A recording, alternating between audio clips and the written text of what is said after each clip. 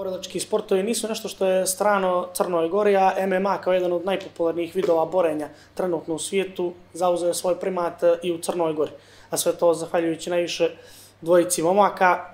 Shodno tome danas razgovaramo sa Milošem Kaluđerovićem, predsjednikom MMA Saveza Crne Gore i selektorom reprezentacije Crne Gore, Alenom Đankićem. Momci, dobrodošli u Lob Sport. Bolje vas našli. Moram te odmah u startu ispraviti i organizatorima MFC organizacije. Tako je, pričat ćemo i o tome. Da krenemo ovako od ove najsvježije teme, možda i najbolnije i Evropskog prvenstva u Beogradu. Četvrtfinale, borba za medalju pobjeda Peđe Božovića, koju su svi vidjeli, ali očigledno samo nije španski borac u oktagonu, koji je, slobodno možemo reći, oduzeo istorijsku medalju Crnoj Gori. Pa, ne znam što ti kažem. I dalje osjećam žal i bol vezano za sve to.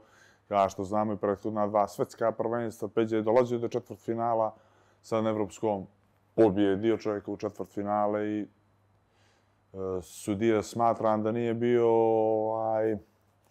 nije bio dovoljno stručan. Između ostalog pogledao sam onaj video 100.000 puta i koliko mogu da vidim, njegova pozicija nije bila na pravo mjesto, stoja je tačno iza izraelskog borca, tako da nije ni mogao da vidi nikakav je bio udarac, ni što se dešava.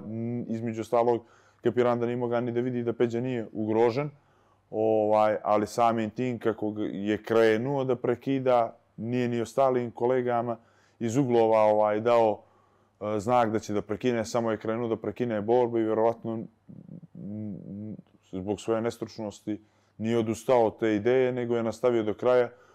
Onakav prekid kakav je on napravio u toku borbe, ono nikad nije viđeno u istoriji MMA-a ni ostalih borilačkih vještina. Totalno nestručan čovjek, ali jednostavno izgleda je to tako moralo da bude i vidjet ćemo, idemo dalje.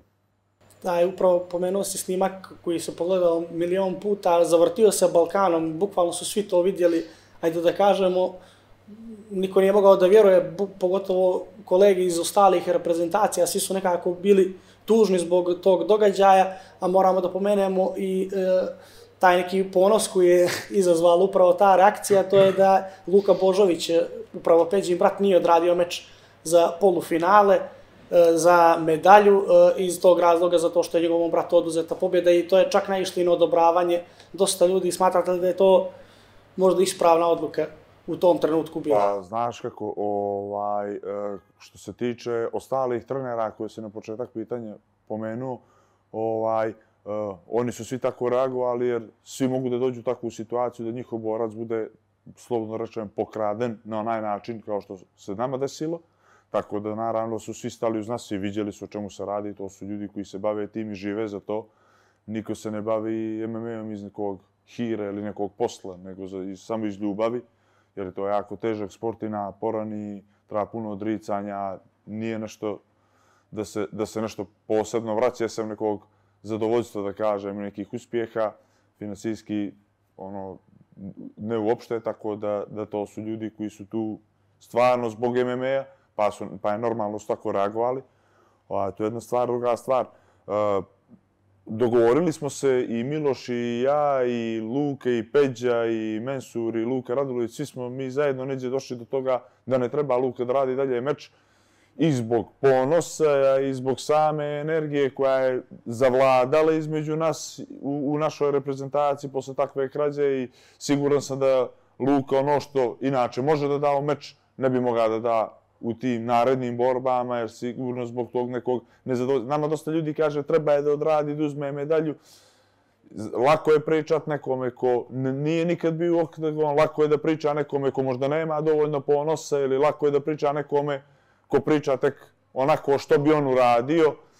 Kad bi se našli u našu situaciju, vidjeli bi kako bi se ko ponio.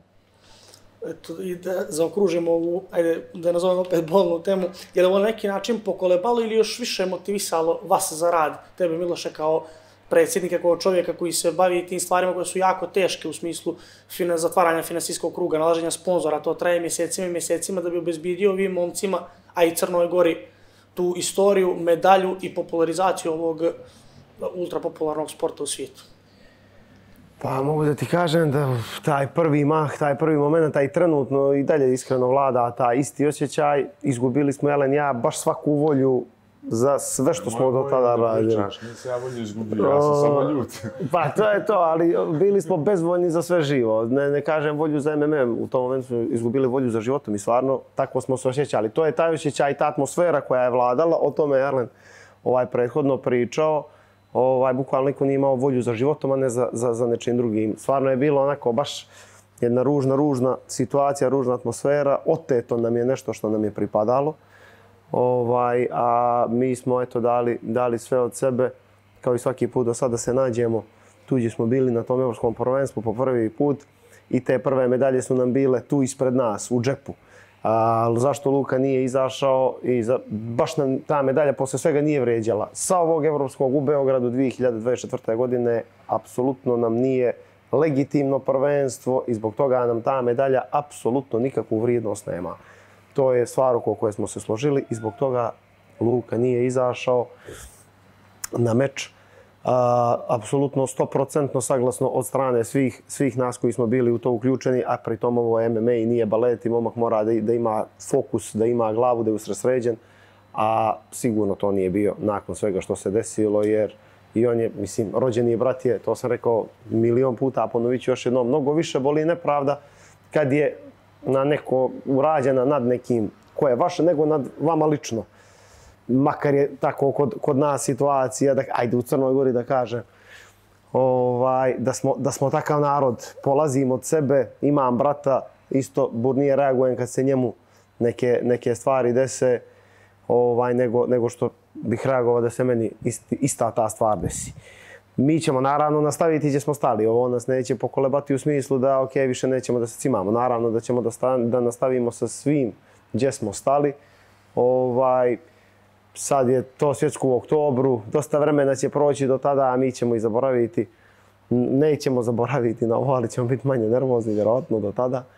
Ali nastavljamo gdje smo stali. Mislim, nema stajanja, daćemo još veći gas, da im na pravi način pokažemo da su baš bili u krivu što se tiče nas, mada su to i oni sami priznali, iako mi nemamo ništa od tog njihovog priznanja.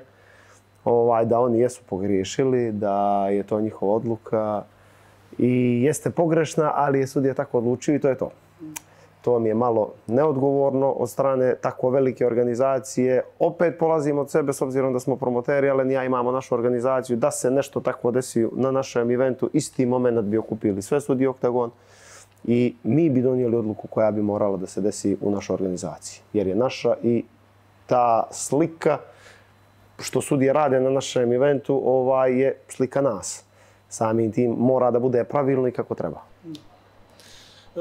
Jedna, ajde da je nazovemo, dobra stvar jeste ta što brušenje MMA u Crnoj Gori je konačno nekako izašlo na vidjelo. Počeli su ljudi da ga prate u većem nekom smislu. MMA reprezentacija i MMA kao sport je stekao neki ugled. Montenegro Fighting Championship ili TMFC koji ste pomenuli privlači godinama borce ne samo iz regiona i to ozbiljne borce, već i borce sad iz cijeloga svijeta, što raduje. Gledatelji možda da koliko je bilo teško tačnije doći do tog nivoa i realno od toga i država i vi imate neku višestruku korist i da li smatrate da možda država može konačno dobije neki sluh što se tiče ovog sporta i stane iza saveza, jer je to vidimo postalo u zemljama iz okoline slučaj? Pa mislim da smo sve bliže tome. Mislim da smo jako blizu tome da budemo podržani.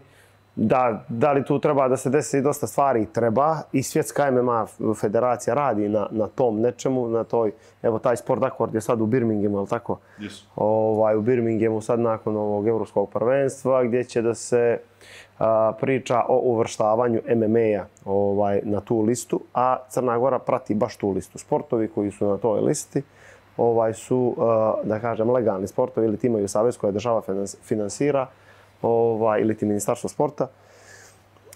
I MMA treba da se nađe na toj listi. Za koliko će opet taj moment od njih zavisi. Ono što Alen i ja radimo, to je naša unutrašnja borba da taj predlog ode na skupštinu i da glasaju u skupštinu za priznavanje sporta. Taj slučaj imamo primjer Hrvatske.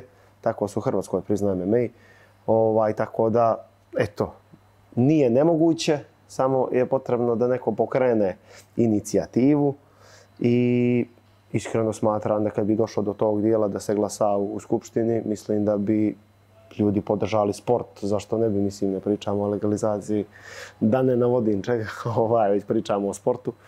Tako da, mislim da smo blizu toga i da će se to desiti kroz godinu, dvije. To je neko naše mišljenje i gledanje, ali evo, vidjet ćemo. Da, djelo je da ukoliko bi država stala iza MMA saveza, tačnije prihvatila ga, djelo onda da ne bi bilo ni nerealno organizovati neko evropsko ili svjetsko prvenstvo koje vidimo da okupljuju u nekim ne baš atraktivnim mjesecima kao što su oktobar ili neki zimski period, borce, preko 500 boraca iz 50 zemalja, što nije slučaj kod nas možda i u jeku sezone. I sigurno da bi to bilo i za Crnu Goru neka korist u vidu turizma. I prije priznavanja očekujemo da ćemo organizovati svjetsko, da, eto, otvoreno vam kažem, Svjetska MMA federacija želi da dođe u Crnu Goru i nakon sve ove situacije, kad se ispričala priča oko krađe, oko sudije i svega, oni su nakon svega toga pokrenuli priču da žele da dođu u Crnu Goru. Mi u tom momentu nismo željeli ništa, nikakvu saradnju sa njima, ali naravno sad će doći na naš event u Kotoru u maju, pa ćemo tu da kažem da pričamo malo detaljnije o svemu tome.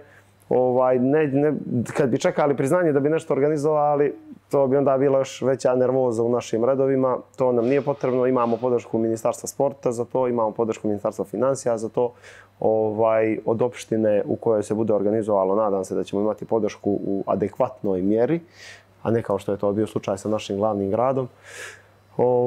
I samim tim će to biti sasvim dovoljno da se organizuje, jer nas niko ne zabranjuje, mi nismo nelegalan sport, samo ga ne finansira država. I samim tim ako nađemo financije za svjetsko prvenstvo, ono će se desiti i u pravu si, dobro si rekao, to će biti oktobar ili novembar. Ciljamo na sljedeću godinu, iako su se ljudi Svjetske MMA federacije dogovorili sa Meksikom za sljedeću godinu, ali kao što su na tom sastanku naveli, nisu potpisali ugovor, tako da i dalje je to otvoreno pitanje organizacije svjetskog za 25. godinu. To je ono što mi targetiramo, to je ono sa čim ćemo da izađemo u avgust, čini mi se u avgustu, ispred Ministarstva sporta kao predlog za organizaciju svjetskog prvenstva i ukoliko njih dobijemo zeleno svjetlo, mada smo ga, kažem, već dobili u tim prvim pregovorima sa njima, da oni žele da se to desi jer imamo više struku korist kao zemlja od toga, onda ćemo da krenemo u veću realizaciju i generalno potpisivanje ugovora sa Svjetskom MMA federacijom da se to svjetsko desi u Crnu Goru. Svi se nadamo tome jer sigurno je da bi sve moguće sale i interesovanje bilo ogromno. Ali osim momaka koji čine reprezentaciju, kakva je situacija sa mlađim naraštajima? Da li ima više interesovanja za MMA i sport i da li možemo očekivati u budućnosti neke nove reprezentativce ili neke borce kao što je na primjer Miloš Janičić? Kakav je potencijal MMA sporta u Crnoj Gori? Pa potencijal je dobar i takako da ima više uslova i financija za momke. To je ono što radimo Miloš i ja. Trudimo se da nekim našim radom, trudom i pomoći naših poznanika ulažemo u taj sport da bi stvarali mogućnosti baš tim mlađim naraštajima. Pa eto, jednostavno brojka koja je, na primjer, 2020. kad smo organizovali MFC ukupno iz 6-7 država, je iz regiona bilo ukupno 40 boraca na turnir, a mi sad bukvalno iz 2 kluba, samo iz Podgorice imamo 40 prijavljenih za Kotor. Znači, računamo preko 100 mečeva da će biti sad 11. i 12. maja u Kotor. Klubova ima sve više, u zadnje 3-4 godine se otvorilo dosta klubova, svi klubovi broje, onako da kažem, neke zavidne brojke. Sad, ne može iz kluba gdje ima 20 momaka biti 20 takmičara ili 20 šampiona, ali od ove generacije pa neki iz 10 klubova bude 100, iz 10 klubova neka bude 100 takmičara, 100 članova, izrodit će se iz te generacije barem jedan koji će moći da predstavlja državu u najboljem mogućem svijetu. Što ne znači da će u narednom periodu biti isti takva statistika. Što budemo mi kao treneri iskusni, što bude više takmičara, brže će se razvijati sport, brže će mlađi naraštaj moći da kupe što bolje iskustvo od starijih momaka, od iskusnijih momaka i tako da će to sve biti bolje i bolje. Mi to računamo u narednih nekih 10 godina da će već ovako Crna Gora imati s čim da se pohvali. Mi sad u svim ovim uslovima, u svim ovim situacijama na svetska prvenstva dolazimo do četvrtfinala. Na evropskim prvenstvima se borimo kako se borimo i nismo imali mogućnost da pođemo do kraja, da pokažemo dokle možemo, ali krenuli smo bili i tekako dobro. Samo još lopta bude uz nas i mi ćemo moći da guramo to do kraja.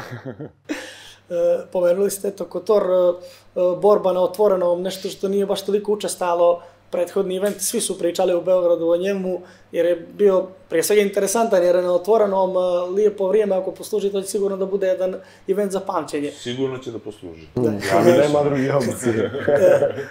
Jako jedno pitanje koje ćemo da zaokružimo tu u svu našu lijepu priču jeste koji su naredni planovi kako saveza, tako reprezentacije, tako i vaš lični uz MFC naravno i da li su nakon svih dešavanja, uprkos 3 uzastopna velika takmičenja, nije mala stvar za Crnu Goru, jesu li sad ambicije porasle i je li motivacija još veća da se konačno ta istorija desi?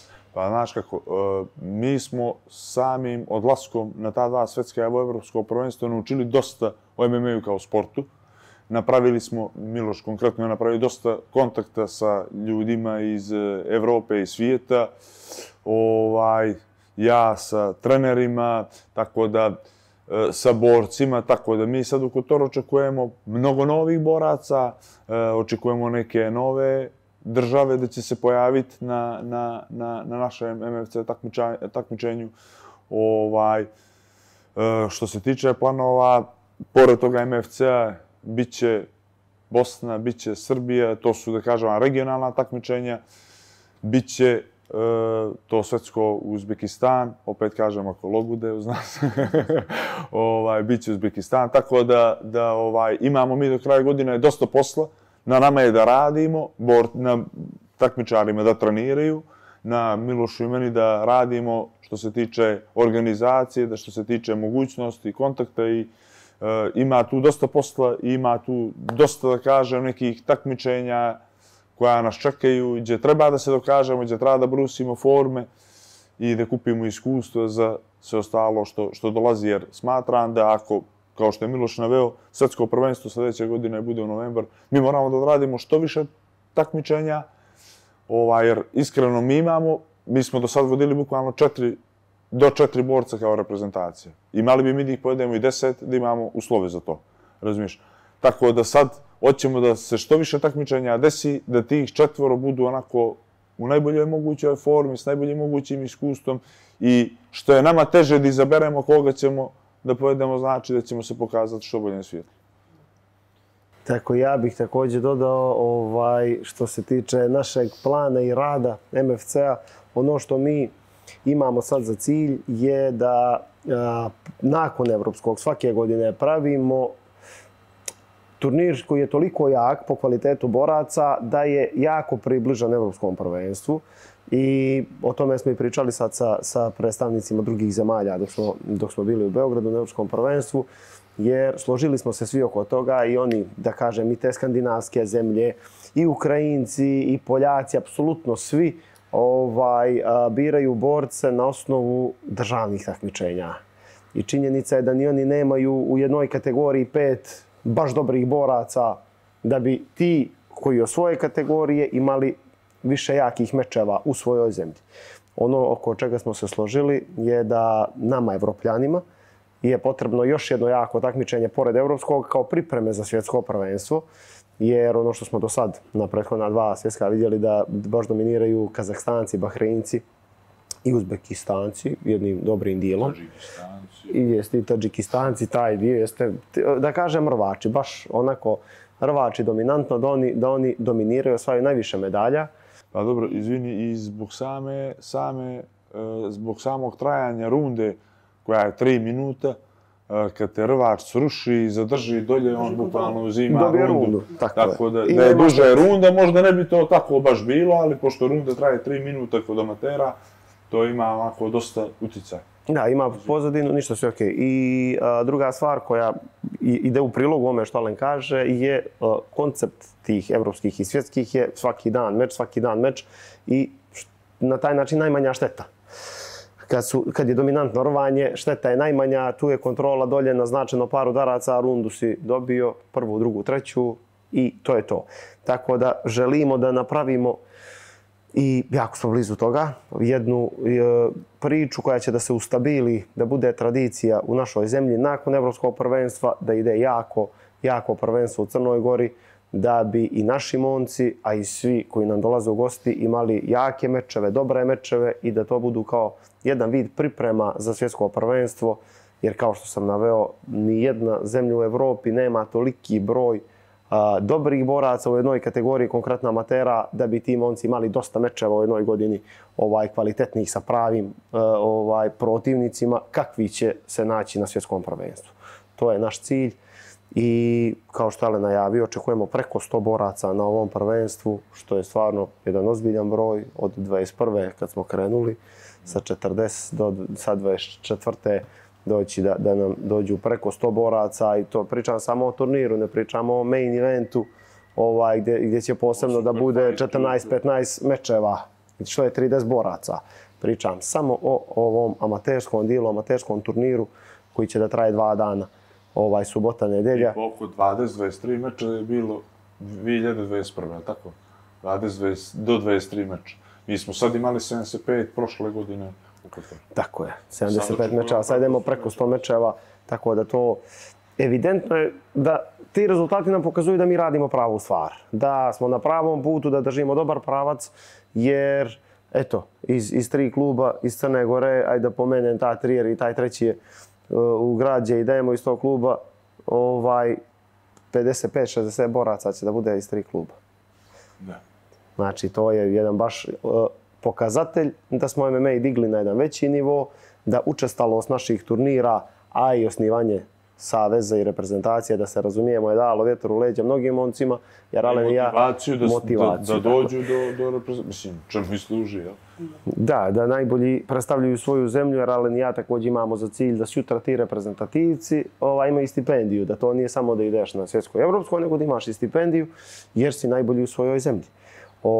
Predstavljaš svoju zemlju. Tako da to su naši ciljevi i evo odziv momaka koji su počeli da se bave MMA-om govori da mi radimo dobar posao i da smo na nekom dobrom putu i naravno da ćemo da nastavimo, ništa nas neće pokolebati ove stvari, ove nedaće će proći i doće neki ljepši dani.